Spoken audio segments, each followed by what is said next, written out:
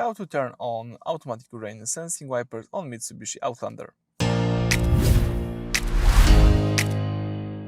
So at the very beginning, let me explain how to navigate in Instrument Cluster. Here you need to navigate by using those arrows left and right and confirm options by pressing the OK button.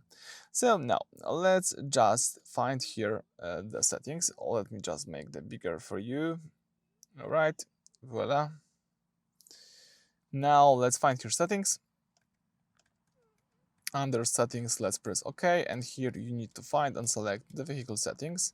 Here you can of course scroll by using the OK button as well. Then let's choose here the wipers, and from wipers you've got here the auto wipe, as you can see right here. This switch turns the automatic rain sensor on or off.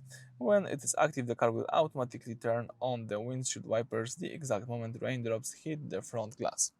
So that's it, thank you for watching, please subscribe to our channel and leave a thumbs up.